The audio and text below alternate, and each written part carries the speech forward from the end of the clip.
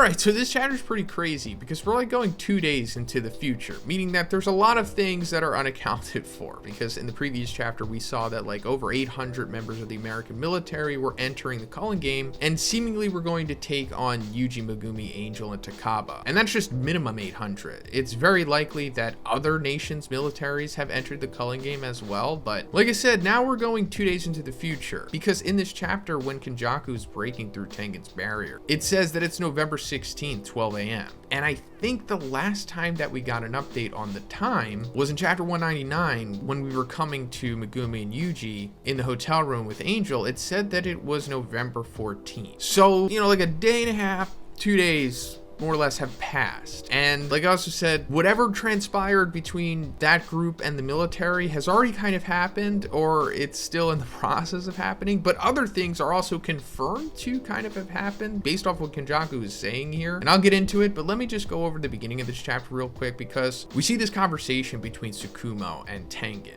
And Tsukumo's here because before the Culling game started, when the whole group was together, Tengen asked them like, hey, I'm gonna need at least 2 of you to stay here and guard me, because he knew that Kenjaku was going to come and try to absorb him with Geto's cursed spirit manipulation, because, you know, him not being able to merge with Star Plasma Vessel means that he's going to evolve and become more of a cursed spirit than anything. So he's susceptible to that. And it was decided that Choso and Tsukumo were going to be the ones that stay back and protect him. So that's why Tsukumo is here talking to Tengen, and that's why Choso runs into Kenjaku later on. Hey, also guys, if you like my Jujutsu Kaisen content, please subscribe if you haven't already. It's fine if you don't want to, but if you just need a reminder, here you go. Thanks. But basically in this sequence, it's telling us what we already kind of knew, like why Tengen has to merge with the Star Plasma Vessel, because if he doesn't, then he's going to evolve due to his immortality curse technique and might destroy humanity because of that. Like he'll just become like so powerful and abstract and just lose his mind in the process, I guess. But also we're finding out that he is actually a she. Tengen was a woman, or should I say they, because Tengen says that they don't have a gender anymore because of the evolution they've gone under. But previously Tengen was a woman, which is a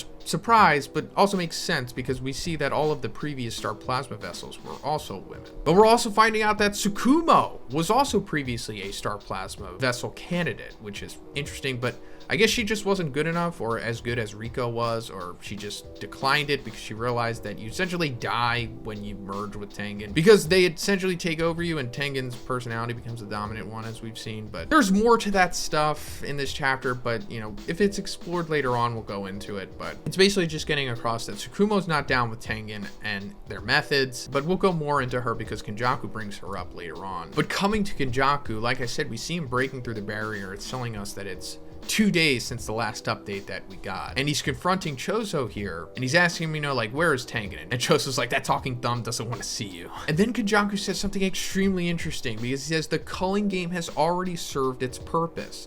The customary prelude to merging Japan's non-sorcerers has finished. So this is what I was talking about. This has happened in the last day and a half or whatever. Something that we haven't seen because, you know, they're skipping in time here. So what I'm pretty sure he means here is what Tengen was talking about in chapter 146, when he says that there are 10 colonies around Japan. They are connected by barriers that form a line that sends humans in Japan to the other side. Conveyance to the other side may sound exaggerated, but a curse fell on everyone in Japan for preparation for a merger. So I guess this has happened, which I guess means that all of the non-sorcerers in Japan are now merged with the barrier and are like curses themselves, because that's a big element of Kenjaku's plan here. He needs that foundation to be built so that when he eventually does get Tengen, which is why he's here to absorb him, then he can fuse them with all of the citizens of Japan that are within the barrier. But we'll get more into that because he goes more into it. But Choso's like, you know, what's he talking about? It's too soon. Are Yuji and the others all right? And it's like, yeah, we don't know. Probably, but everyone else isn't. And Kenjaku's like, if I take Tengen now, you lose. Japan and maybe the whole world are done for, and I'll show you one possible ending. And he creates like this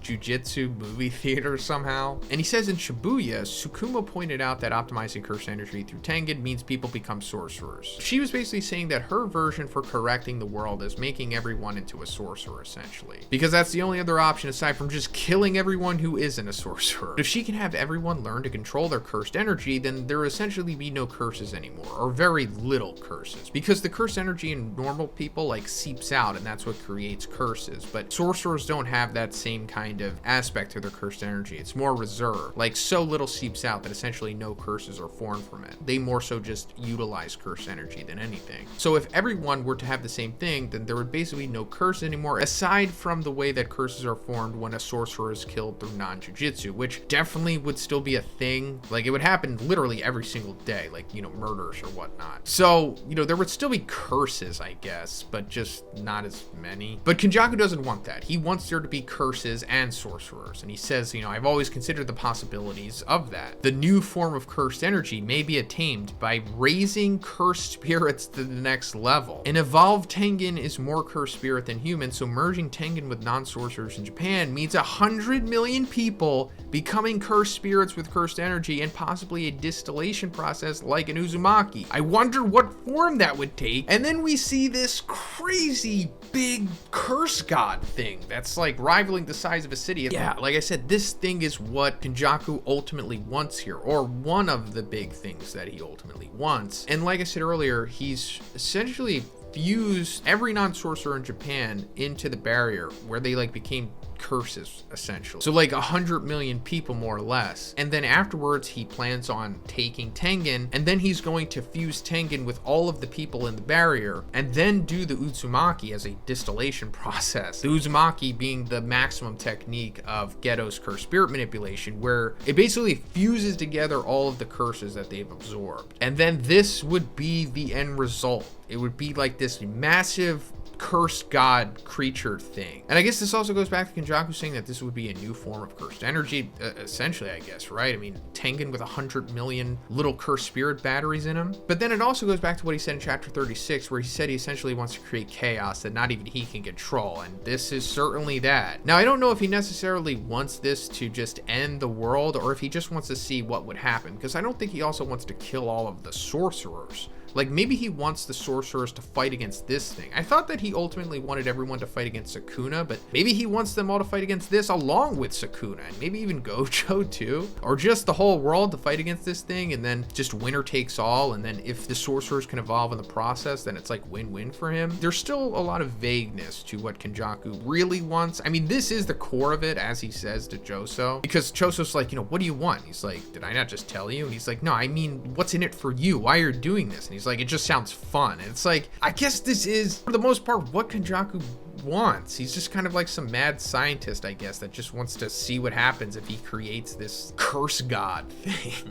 I'm assuming there's more to it. There has to be more to it. It can't just be chaos for the sake of chaos. Why not? Because he's also, you know, what if that conglomeration of cursed energy ends up looking like a funny face, like one of the blacksmiths from Demon Slayer? He's like, wouldn't that be hilarious? And then Choso, you know, winds up using a piercing blood on him, but that's where the chapter ends. So yeah, super interesting stuff here. And I assume that the big cursed god thing will come to fruition, maybe, unless Gege kind of just put it here to show us what could be, and maybe it's going to fail, and that's when Sukuna takes over the plan, possibly. I do think Sukuna is going to be a big element here. Like, he's not ultimately going to be 100% on board with what Kenjaku wants. Like, I do think they are at odds. I think they're just working together for their own mutual ends here, but I think they will conflict eventually. But so coming off the end of the previous chapter, we saw Choso taking on Kenjaku after Kenjaku had explained like a lot of his plan, and Choso wound up firing a piercing blood at him. And that brings us to the beginning of this chapter, where we're seeing like a flashback before Kenjaku had arrived to where Tengen and the rest of them are. And Choso's talking to Tsukumo, and he's saying like, you know, let me fight Kenjaku alone. And she's like, you know, if you do, you're gonna die. But then he's like, then would you fight against him, you know, 2 against 1 with me? I'd be in the way, right? And that's pretty interesting because it makes sense. Tsukumo is one of 4 known special grade sorcerers, so it's understandable that he thinks that he would just be getting in the way if they were to fight him together at that point, right? And that being said, we still don't really know much about Tsukumo, at least her abilities, because she's never really shown them. She's never really fought yet. All that we've seen, at least as far as I know, is that she has like this Shikigami-like thing with her. Maybe it is, maybe it isn't, but I'm sure it's tied to her curse technique. But, you know, considering that she is one of 4 known special grade sorcerers, she's probably just as powerful as the rest of them. I mean, probably not Gojo, but she's still ridiculously powerful. vessel, so she could probably hold her own against Kenjaku here, no problem. Especially considering what Kenjaku says later on in the chapter when he's like, you know, do you know what the rank special grade signifies? The ability to single-handedly overthrow nations. But going further into the conversation, Choso's like, you know, I'll go in first, draw out his cursed spirits, and get him to reveal information on his curse technique, and if I can get him to open his domain, then Tsukumo's like, then Kenjaku will have difficulty using curse techniques, and that's when I strike. You know, because of like the cooldown or the refractory period that you have after you use a domain. And I do think that Choso will actually push Kenjaku to be able to use his domain here, because first of all, it's being said, so I assume it's going to happen, but it's also kind of important to Choso's character here, because I assume that he is going to die eventually in this fight. Like, a lot of death flags here, and Choso seems like a great candidate for a character to die in the series. I mean, I don't want him to, he's a great character, we all like him, but it does seem like he's going to sacrifice himself here for the greater good, getting Kenjaku to reveal his domain, use it, but then also become vulnerable afterwards to Tsukumo. But also, it's like, if Kenjaku does activate his domain, like, is it going to be Geto's domain expansion? Which, I mean,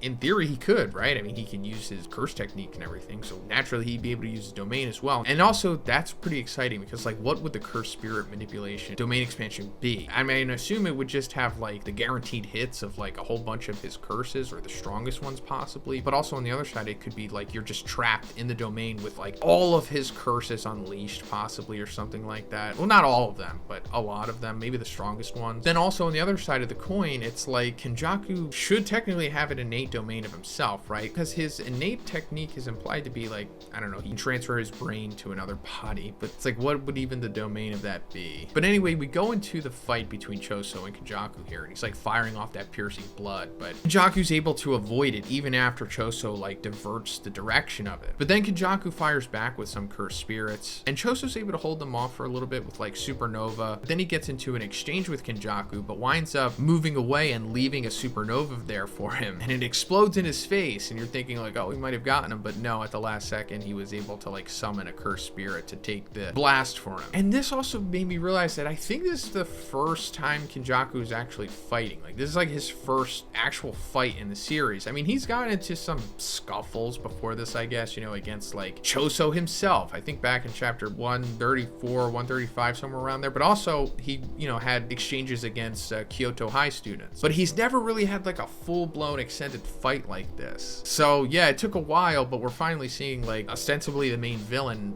actually fight here. And he's pretty competent, as we would expect. I mean, is Kenjaku, and he's lived for over 1,000 years, like continuously. So we could assume that he's picked up some skills along the way. But I also like that he's not like the conventional main villain, in the fact that he's like nigh omnipotent and like no one can beat him except, you know, Deus Ex from the main character. Like, he is very vulnerable here against other powerful sorcerers. Like, I'm sure Akotsu could defeat him in a one-on-one fight, and Gojo obviously. But then Choso asks Kenjaku, he's like, you know, what do you want from Yuji? You have something else in mind, unlike us, who you've neglected for over 150 years, you know, in reference to when Kenjaku was in Noritoshi Kamo's body, and he used that special woman who could bear half human, half cursed child to make the Curse Room Death painting. But then Kenjaku's like, you know, Yuji doesn't have a specific role. You could say being a vessel is his role, and that's already in place. Yuji is like a fire signaling the start. As long as he and Sukuna are alive, the chain of curses will never end. He's the eye of the storm of a new age. And this statement here is kind of frustrating, because it just adds to the ambiguity that Kenjaku and also Gege just kind of puts out there all the time with what's going on, with like the true purpose of everything. And it's like, it's good. We're not supposed to know everything yet, but I kind of want to know. And it's getting kind of tiring, you know, going over all of the speculation about, you know, the true purpose of Sukuna, and, you know, what's his importance to everything. But at least Kenjaku is just clarifying, or at least on the surface, that Yuji is just a vessel. That's it. Sukuna is the big thing here, not Yuji, which we pretty much knew. I mean, also, you know, going into what Angel said about him being the fallen one or the disgraced one. So yeah, there's a bigger deal to Sukuna,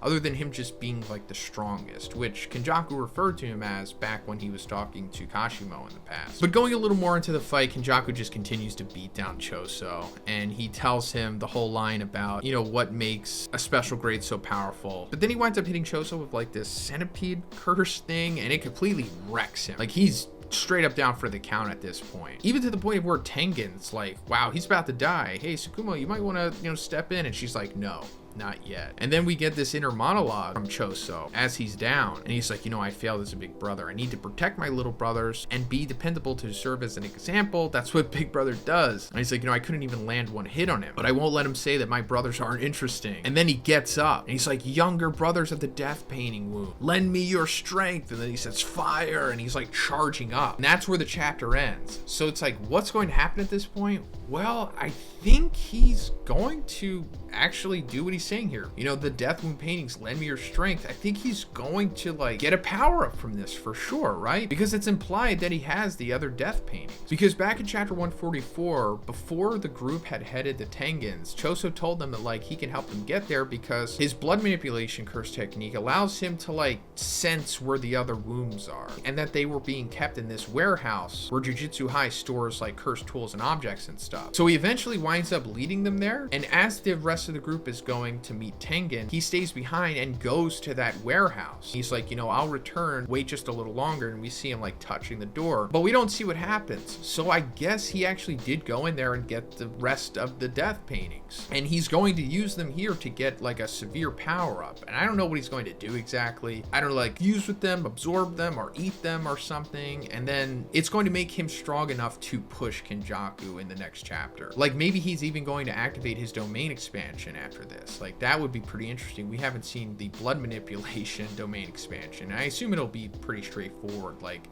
just guaranteed hits of blood or whatnot, or there's just like an ocean of blood in it as well. That would be pretty cool. But I assume whatever he's going to do is going to force Kenjaku to use his own domain, maybe to just overpower Choso's domain, or he's just so powerful that Kenjaku is somehow forced to use the domain for some reason, and then that's when TSUKUMO comes in possibly. But like I said, Choso, whatever he's going to do here is also going to ultimately lead him to sacrificing himself. Like he's probably either going to die from loss of blood, like using all of his blood for one final attack or something and it kills him, or Kenjaku just kills him. But it won't be in vain because he'll ultimately get what he wants by aiding the rest of them in trying to take down Kenjaku. But so coming off of the previous chapter, we saw Choso just getting completely beat down by Kenjaku until the end of the chapter where he had the sudden boost from the power of brotherhood. And I thought that he was possibly going to like consume or do something with the other curse wound death paintings that he may or may not currently have. But coming into this chapter, it turns out that no, he's not doing anything with them.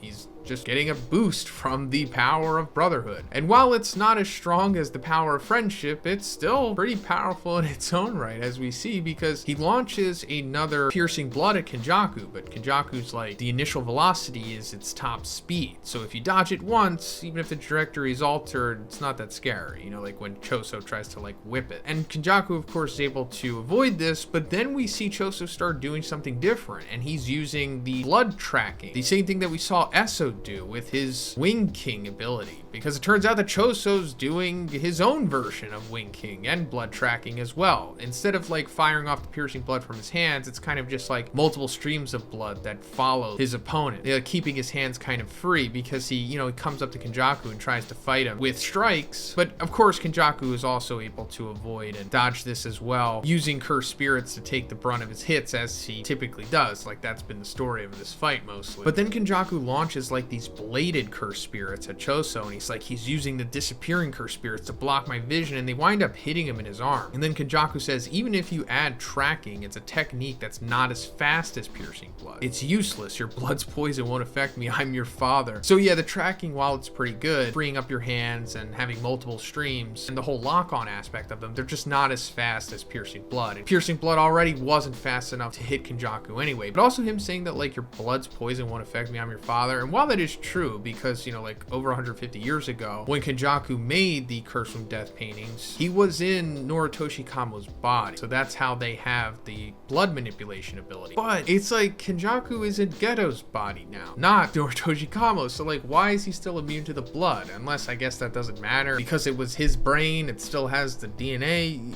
in it, or there's some kind of jujitsu stuff he's doing. I don't know, I guess it doesn't matter. matter. But also, it just would have been too easy if Kenjaku was susceptible to being poisoned by his blood. Just like, you know, how Naoya was, because the fight was pretty much over after that for him. But then Choso says, like Esso, I must fight with grace. Like Kechizu, I must fight freely. And he launches his hand at Kenjaku and like grabs him by the collar. This is pretty interesting. So what he's doing here is like doing like a gum pistol by like launching his fist from his forearm using blood, because, you know, the blood manipulation. But I think he's also able to do this because when he was struck by those bladed cursed spirits, I guess they like severed them completely possibly, or just enough so that he could just launch it off with the blood. And he's using this like a whip here, and he like slams Kenjaku into the ground, and then he's able to like retract it back and then I guess reattach it with like these blood stitches or whatever. But then he follows up on Kenjaku with this massive punch that he says like, Yuji, I must fight with power. But of course he's not able to cleanly connect with Kenjaku here because, as he always does, he shields himself with a cursed spirit, and he launches more tracking blood at him. And Kenjaku's like, you know, as I said, it's not fast enough, come on. But then Choso says, well, tracking operates like a canal. And instead of him focusing so much on having these tracking streams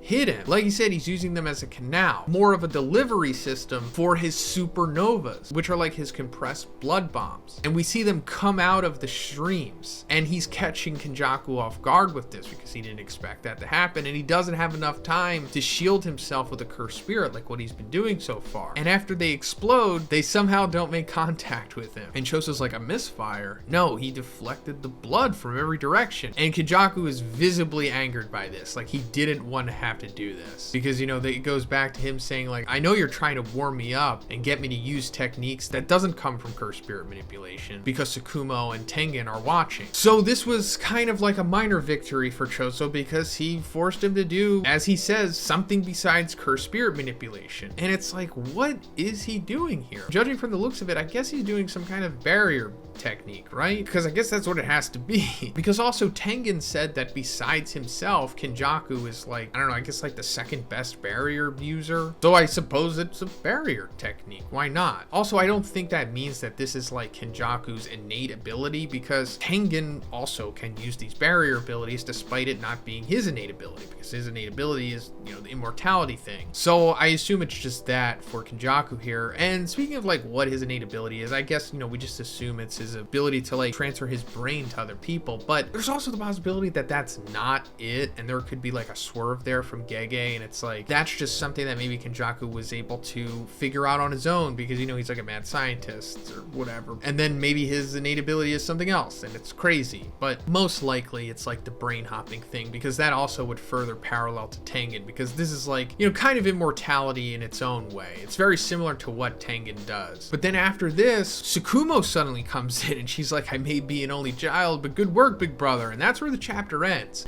And it's like, why is she coming in now? Because the whole initial plan was, of course, to get him to use the techniques or whatever that is in cursed spirit manipulation, which he did, but he didn't really give too much away. But the big goal was to get Kenjaku to use his freaking domain, because if he were to use it, then, you know, afterwards with the cooldown and everything, he would have difficulty using curse techniques. Therefore, you know, Tsukumo would have a major advantage over him coming into the fight. But that didn't happen, not even close to happen. So it's like, why is she coming in now? And Choso wasn't even on the verge of dying, which, you know, a lot of us thought that maybe that was going to happen, or at least come close to death. So it's like, I'm just confused, because all he showed in theory was just a barrier technique. So was that enough for her to see? And she was like, oh, that's all I needed. Now I know how to beat him, which is possible, but it's just odd that she's coming in now of all time. But this is exciting as well, because, you know, if it doesn't cut away to Yuji and the gang, we're going to see Tsukumo straight up fight Kenjaku here, which is like a big deal, because Tsukumo is one of the 4 special grade sorcerers in the series, meaning that she's, you know, ridiculously powerful. And also there's so much mystery to her. We don't really know what she's capable of. We hardly know anything about her, let alone what her abilities are. And we can assume that it has something to do with this possible Shikigami thing that she has with her. Her abilities could kind of be like Akotsu's, where Akotsu's are kind of tied to Rika. Hers could be tied to this thing maybe. But if we do get to see this fight in the next chapter, it's going to be pretty amazing. And I hope that Choso also fights with her, even though like in the previous chapter they said that they didn't want that to happen because Choso would essentially get in her way. But now that they're both there, it's like, is Choso just going to sit back like a Dragon Ball Z character and just watch her fight? So coming off of the previous chapter, we saw that Choso forced Kenjaku to use a curse technique technique that wasn't Geto's cursed spirit manipulation in order to defend himself against the supernovas. And this was enough for Tsukumo to decide to step in and take on Kenjaku herself. But regarding Tsukumo, Kenjaku says that she's a special grade sorcerer, but headquarters keeps a tight lid on intel about her curse technique. Or so I thought. I couldn't get any information from the higher ups, which is interesting because like you think that they would know about her. Also, since they designated her a special grade, they would have to know something, right? Unless this is like Tengen's doing, possibly. But Kenjaku winds up summoning the elephant curse spirit that we saw him use a couple chapters back in America when he killed those soldiers. And he says that it's a special grade curse spirit that uses concepts against curse techniques. And this is like typical ambiguous Gege wording. Uses concepts against curse techniques. It doesn't really matter because Tsukumo instantly kills this thing by shaping her Shikigami Garuda into like a ball and just one-shotting it with it. And then she straight up reveals to Kenjaku what her ability is, and she says it's mass.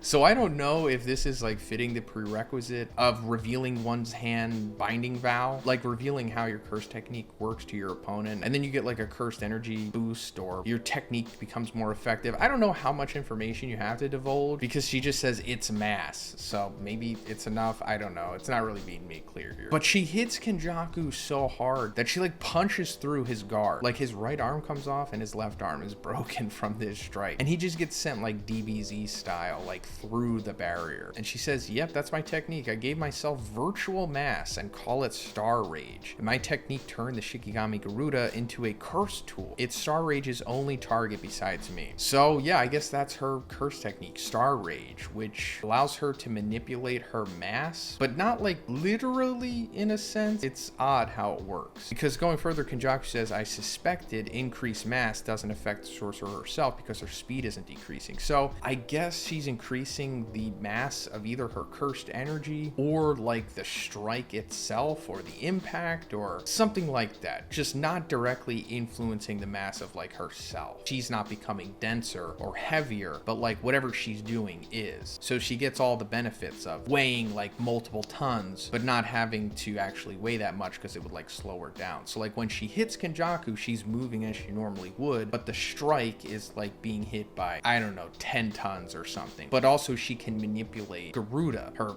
curse tool Shikigami thing. So when she kicked him as a ball at the Ganesh curse spirit, it was like kicking the equivalent of like a cruise ship at it, maybe. I don't know how much it weighed, but it was pretty dense, along with like her strikes. So yeah, she's extremely powerful, as we assumed. She's been hyped up for a while, and she's one of 4 special grade sorcerers, so yeah. But then Kenjaku decides that like he can't use a high grade cursed spirit against her because she defies concepts. I guess because she instantly killed the elephant cursed spirit, so he's like, she'll just keep doing that to the rest of them, maybe? I don't know. I think this is kind of just Gege's shortcut to making Kenjaku use his domain. But then Tsukumo's like, gravity. That was gravity. In reference to what Kenjaku did to save himself from taking Choso's supernovas like point blank. She says that Kenjaku's curse techniques, aside from curse manipulation and techniques that allow him to transfer body, like that gravity technique, he isn't using idle transfiguration, which I already figured out. So he can only use a curse technique extracted with Uzumaki once. So that's a good balancing factor for Kenjaku here. When he uses Geto's curse spirit manipulation's maximum technique, which is called Uzumaki, he like fuses all the cursed spirits together into like the Uzumaki type thing, and then they can fire off like a huge beam of cursed energy. But also there's like another ability to it where all like the semi-grade 1 and higher cursed spirits, once they're fused, he can like extract their curse techniques into himself and then use them without having to summon the cursed spirit, because we saw him do that to Mahito at the end of Shibuya, and then he used idle transfiguration. But apparently he can only do that once, which is, like I said, a good balancing factor for Kenjaku, because if he could always use those curse techniques, it would just be too broken. He'd be like all for one. But then she also says that Kenjaku can use reverse curse tech, and this is very true because in the previous page we see him like fixing his hands and arms that were, you know, damaged by Tsukumo's strike. And then she says, so it's hard to imagine that he would have used a one-off technique at that moment, which I don't know why it's hard to believe. He could have just done that, but I guess for the sake of Gege revealing this to the audience, that he is in fact using some kind of curse technique that manipulates gravity or something. And she says that I doubt he has a big stock of extracted techniques like from Uzumaki. Without an external aid like a Kotsu's, his brain would burst, but he might have a 4th technique. So that's really interesting. She's implying that like having multiple curse techniques would be too much on your brain, because it was also revealed like a while ago, like in the beginning of the series, I think by Shoko, that cursed energy is like tied to the brain, but there's still like a lot of mystery to it. So I guess that has something to do with it, but also that explains why Okotsu has Rika. Rika is like his external hard drive to hold his techniques for him, because if he was just holding them himself, I guess his brain would just burst. So that's how he's able to use multiple curse techniques as well as copying them. He just stores them on Rika for later use. But also her saying that Kenjaku might have a fourth technique is insane. It's like, how is he doing this? And it also goes into how is Sukuna potentially doing it, because we all assume that Sukuna has multiple techniques as well, right? At least 3. I'm not going to get into the Sukuna speculation in this video. He's special. I'm sure he's figured something out, as well as Kenjaku. But they ultimately decide that they're like a tough matchup for each other, even though I think Tsukumo could probably defeat him if she just bull rushed him. But she goes back to her original plan that she made with Tengen and Choso a couple chapters back, saying that she's just trying to make him open his domain so that he'll have difficulty using curse technique afterwards, and also just keep wearing him down to weaken the domain itself. But then Kenjaku just shows his hand, and he's like, you know, we find each other's curse techniques to be tricky, but you haven't opened your domain. Perhaps a lack of confidence and a clash of domains. And then he activates his domain expansion, which is called Womb Profusion. And this is awesome looking, but also I'm not really sure like if this is Geto's first spirit manipulation domain, or this is like Kenjaku's innate domain. Not really sure. I have a feeling that we're not even really going to get to see what this does, because at the end of this chapter, after he activates it, Tsukumo's like, Tengen, and then he's like, this timing, is there enough time? And he puts up his hands like this, and it's like, is Tengen going to activate his domain? Because like when they activate domains in this series, they hold up like some kind of hand seal or hand sign or something. So I guess this might be Tengen activating his domain, or he's using some kind of barrier technique. But if he is activating his domain, I guess it's to clash with Kenjaku's here. You know, what he was saying that Tsukumo is afraid to do with him. And then whoever the stronger sorcerer is, you know, there's overlap it or whatever. But maybe he's just trying to nullify it in a way, you know, for the benefit of Tsukumo, of course. Or he's using a barrier technique, like I said, and that barrier technique is going to like stifle Kenjaku's domain here. But either way, I think we're going to see Tengen helping Tsukumo not fall victim to Kenjaku's domain. All right, so coming off at the end of the previous chapter, we saw Kenjaku activating his domain expansion against Tsukumo. And coming into this chapter, we see like this flashback of Tsukumo and Tengen like game planning what they're going to do against Kenjaku. And Tengen says that he's going to dispel Kenjaku's domain. And he's going to be able to do this essentially because of the room that they're currently in. Tengen refers to this as each room is an empty barrier, and that's a sorcerer skilled in barriers can alter its structure. So in theory, if they can get Kenjaku to open his domain within this barrier, then Tengen can analyze Kenjaku's domain and adjust the barrier to counteract its vector parameters, which basically means that he could just neutralize Kenjaku's domain by manipulating the barrier within that room, since Kenjaku is within it, and Tengen has complete control over that barrier. But Tsukumo questions that and says like, why don't I just use my own domain? But Tengen says that, well, the domain's outer layer, which is Tsukumo's in this case, would be the outer layer, and that hers would disappear before Kenjaku's, you know, since that would be the one that would be affected by Tengen's barrier first. So Tengen kind of forces Tsukumo to go along with his/her plan, as to where he's like, you know, you get Kenjaku to open his domain, then I dispel it. And then Tsukumo just agrees. It's like, you know, after he uses his domain, he will have burnt through his curse techniques, and then I could beat him up afterwards. But they miscalculated, as it says, because it turns out that Kenjaku is actually activating a domain that hasn't closed its barrier, just like what Sukuna did in Shibuya when he activated Malevolent Shrine and it spread out to that huge radius and just cut up that massive portion of the city along with Maharaga. But another interesting thing here is that we're getting clarification, or I don't know, maybe a different translation possibly, because it's saying that it's a technique without closing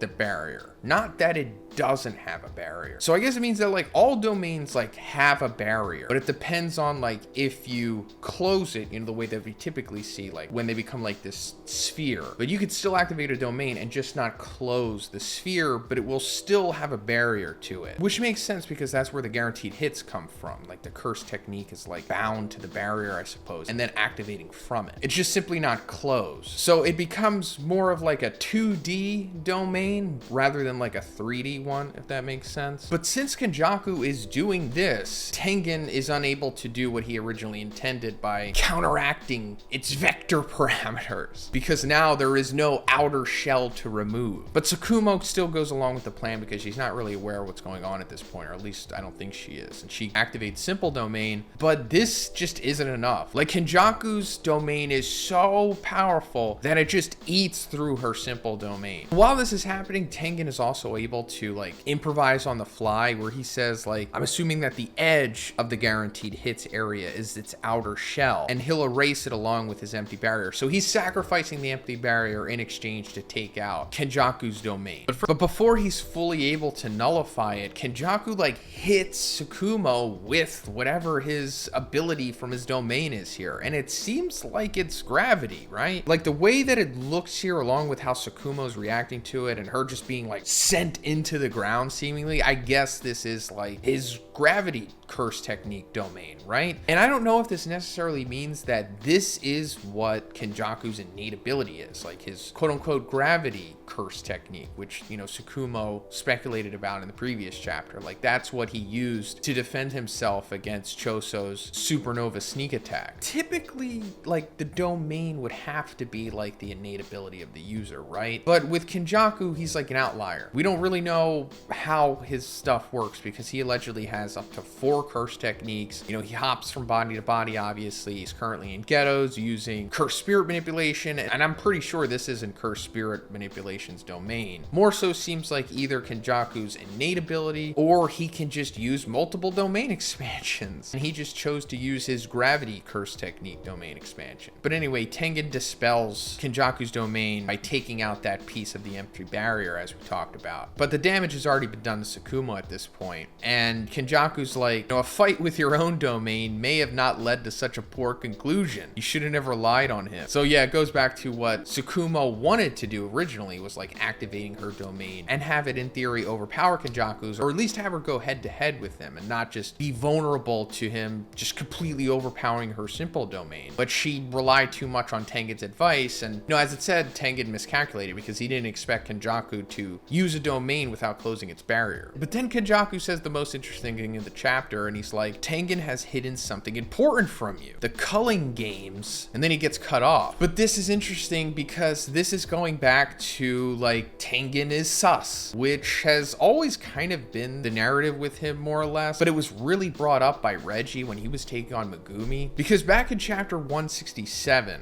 Reggie asked Megumi like, hey, how much do you know about the culling game? And then Megumi was like, well, it's a ritual for using cursed energy of players inside the barriers to take Japanese people to the other side so they're no longer human. And Reggie was like, oh, do you know Kenjaku? But then he also says like, I think what you just said is a bluff about using players' cursed energy, or rather it's for a second or third plan. And then he goes on to explain the discrepancy in power between players and everything, and how if it was truly just for harvesting cursed energy, that they would want longer battles to take place. And then he eventually says that like, you can be certain that Kenjaku will drop a bomb when only the strong remain, and then the culling game will have served its purpose. So we speculated about what that bomb dropping was for the longest time, because also in this sequence when he's saying it, we see Kenjaku like meeting with China's government, I think, or some government, and we thought that that tied into what we ultimately found out what he was doing with having like nations militaries entering the culling game. But that could be it, but I also don't think it's that simple. Like, I think this has something to do with Sukuna, right? But going back to Tengen, after Megumi defeats Reggie in chapter 173, he asks him like, hey, what's your relationship with Master Tengen? And Reggie's like, oh right, that shut-in would still be alive. And that's interesting because that's also what Kenjaku calls Tengen in this chapter. But then Megumi's like, okay, that's enough. Reggie said Master Tengen was bluffing about the objective for the culling game, and I have to consider the possibility that Master Tengen lied about that because he's secretly in league with Kenjaku, but Reggie's reaction makes it unlikely. So yeah, that kind of put it into our head, like, is Tengen working with Kenjaku? And I also think what he said at the end there is true, like, because if they are working together, why would they go through this whole ruse with Kumo and everything? It does seem like Tengen actively wants to stop Kenjaku, but maybe not necessarily stop the culling game, but just stop Kenjaku from absorbing him, right? Or just using him. And the fact that Tengen is the one who explained to the group what the culling game was pretty perfectly, as well as him knowing who Kenjaku was, him knowing that Angel was in the game, it makes you think, like, does Tengen want the culling game to happen, but just not necessarily the way that Kenjaku Kenjaku does. Like, maybe one of the binding vows that Kenjaku made in order for the culling game to take place was with Tengen, where it was like, hey, you know, we'll activate it, and then, you know, winner takes all, possibly. You get your group, I'll get my group, and then we can just both use the culling game for our own objectives. Because we still don't know the true purpose of the culling game. I mean, we obviously know what Kenjaku told us about absorbing Tengen, using his barrier and merging him with Japan and all that stuff, and creating the big Uzumaki monster. That's not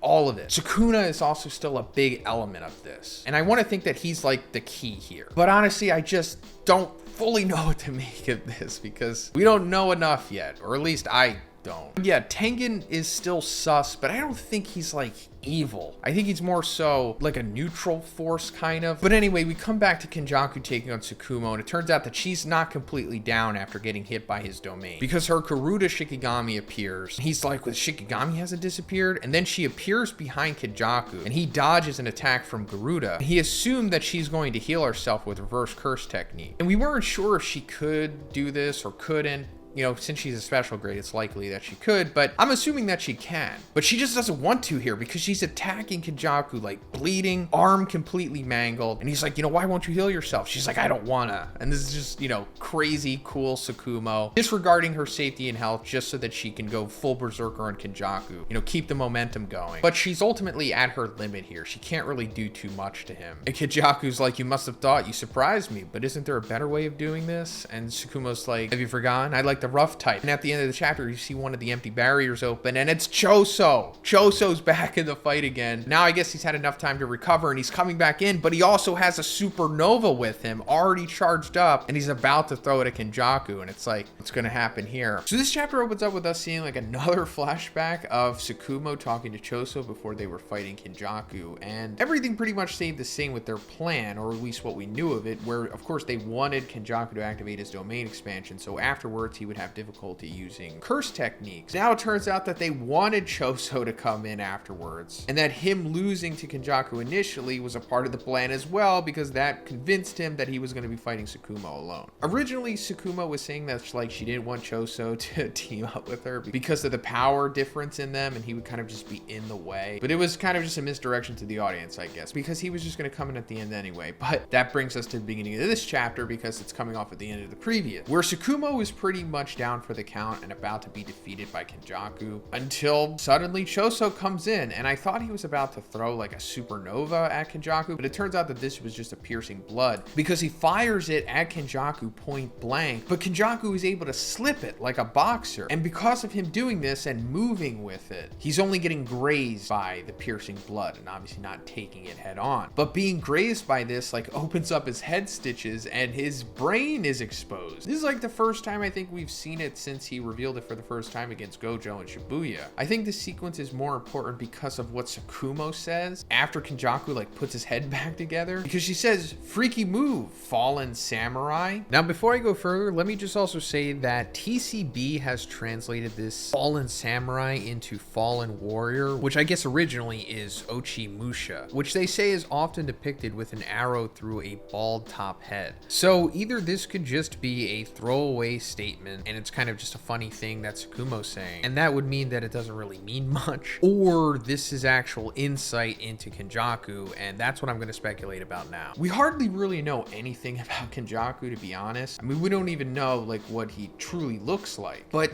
judging from her saying this, it seems like maybe originally Kenjaku was a samurai, like back in the Heian era, or even before that. And another interesting thing is the fallen aspect of it, because we've heard this before, not necessarily in the Viz translation, but it's what Angel said about Sukuna, how he's like the disgraced one, but another translation could be like the fallen one or fallen angel. So it seems like Kenjaku might be in the same category as Sukuna, with them being fallen, and that makes sense because they are in cahoots, or at least I'm pretty sure they are. It seems like a large part of what Kenjaku is doing is solely for Sukuna, and vice versa. And let us not forget that we have seen another another samurai in the Culling game as well, with Daido, the guy that was helping out Maki against Naoya. And that guy's also reincarnated, so it's possible that he, I don't know, was a samurai along with Kenjaku back in the day, and that's why Kenjaku picked him to be a part of the Culling game. And Daido is also special because he's not like a sorcerer. He kind of has like this weird thing where it's like heavenly restriction, but only when he has a sword. I don't know, obviously we hardly know anything. We're just trying to put together breadcrumbs here. But anyway, going more into this, we see Tsukumo and Choso like teaming up on Kenjaku, just like how Yuji and Nanami were against Mahito. And this allows enough time for Tsukumo to break away and heal herself with reverse curse technique. Like she actually does it, heals her arm and like her face too. She didn't do this in the previous chapter, and it made me think like, can she do it, or is she just being too proud and like too crazy in the moment? And I guess it was the latter. She definitely can use reverse curse technique here. I mean, go figure, she's one of 4 special grade sorcerers, so why not? But as she does this, this gives enough time for Kenjaku to like break away. And they try to make like this follow-up attack on Kenjaku, but he winds up dodging it. And as Choso's trying to capitalize on him from the side, Kenjaku winds up activating his gravity curse technique again. And this just sends Choso and Garuda into the ground. But as this is happening, Tsukumo realizes that, oh, it only lasts for 6 seconds and that it has a radius of 2 to 3 meters from the sorcerer. And in that interval, he crushes everything with curse spirit manipulation. And then we see him like summon this heavy looking curse. Still, that wasn't enough for Tsukumo, and she just destroys it with Garuda. And she continues to go after Kenjaku, thinking that she's going to straight up beat him when she's like, reverse curse technique in the domain wore down his cursed energy. And fighting Choso tired him out, and the gravity isn't as strong as she originally thought. And also, given the effective range of it, she can narrowly escape from it even at close range. So now's like her chance to do like the big attack and take Kenjaku out, but he like parries it, and we see him summon like this mini Uzumaki, and he like blasts her point blank with it. And this is really interesting because this is like one of the finer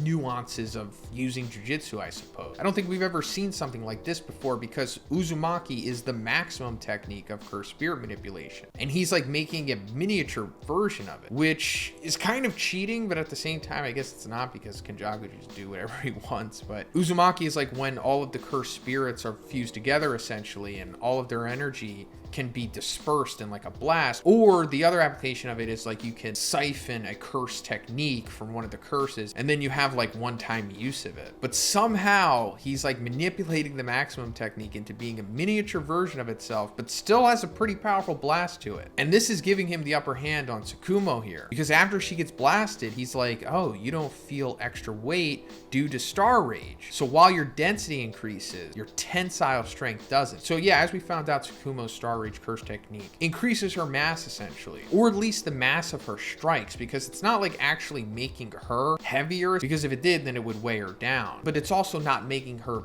denser or stronger, as he's saying here. So she still has just normal durability essentially, even after activating Star Rage. So she's more susceptible to getting seriously wounded by, taking a point blank cursed energy blast here, which he uses the mini Uzumaki again and blows a hole through her stomach. And that's where the chapter ends. And it's like, wait a second. So is Tsukumo actually going to die here? Because we just came off of her death flag in the previous chapter, right? And she healed in this one. And she had the whole moment where she's like, oh, I'm going to win. But then it comes to her getting her stomach blown through. And I don't really know. The way that Tsukumo fits into the story, she is actually kind of a good candidate to die, because we haven't really grown too attached to her. We were more so just hyped up about her and waiting to see her do something. And now that she finally has, it's possible that she was ultimately just supposed to come to this moment where she would just die to Kenjaku. Now, it's not guaranteed, of course. Like I said, I could see both happening. I could just see her just as easily living, because of course she has reverse curse technique, but easier said than done being able to do it, in this stage. Choso would have to come in and help her, which he very likely will, or even Tengen could eventually do something. But if Tsukumo does wind up dying here, it probably won't be in vain.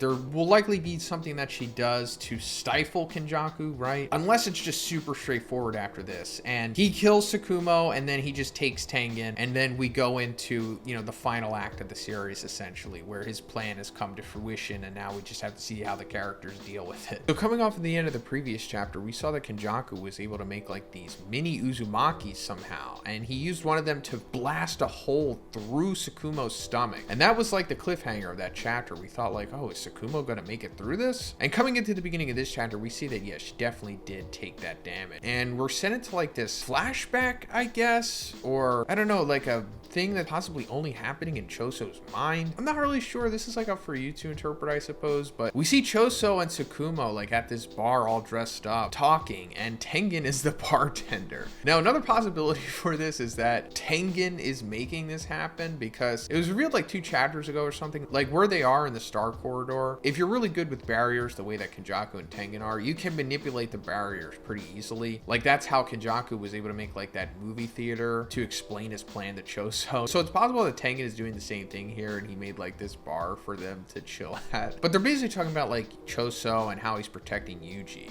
and that Choso chose to live as a curse because his brothers didn't really have that luxury. Like Choso looks pretty much like a full-blown human, aside from like the marks on his face. But Eso and Kechisu didn't really get that privilege. I mean, Eso kind of did. Aside from his eyes, he looks like a full-blown human, but Kechisu looks like a full-blown curse. And he feels responsible for their deaths because he chose to live as a curse and basically made them live as a curse as well. Because he figures that like if they weren't living as curses, then it wouldn't have gotten to the point of where Nobara and Yuji killed them. So he feels responsible for that, thinking that, you know, being a curse was the easy path. That he didn't want to see them suffer as humans, but he now realizes that they weren't that weak. And it was basically fate for him and Yuji to eventually fight together. But he realizes that he left Yuji all alone because of the easy path that he was taking living as a curse. And Tsukumo says, you know, like if you die now, he'll be all alone again. And Choso says, well, it's no use. I killed humans for no good reason, so I can no longer live alongside him. And this is the way for me to use my life. And then he activates like this blood destructo disc and goes after Tengen with it. But yeah, Choso is essentially planning on sacrificing himself, not only just to take down Kenjaku, but also to help Yuji in the process, you know, because he feels that this is the only thing that he can really do at this point. He feels that he's past the point of no return because of the way that he lived his life previously, especially killing all those people in Shibuya. But Tsukumo's like, nah, I'm the one who's going to be sacrificing myself in this chapter, because she's like, you know, this is where you die as a curse, so you must live on as a human. And Tengen like helps her out and sends Choso through the barrier, you know, protecting him from what's about to happen. But then right after, Kenjaku like swats Tsukumo with his gravity curse technique and splits her in half, and that's seemingly the end of her, until Tengen appears, and Kenjaku like starts laughing at him. And he's like, just look at you. Is this what you wanted? You look like... And then we see Sukuna's face. That's interesting, right? I think this is the best like full-on shot that we've seen of Sukuna's face, like portrait style so far. And yeah, we've been speculating about this for a while now, that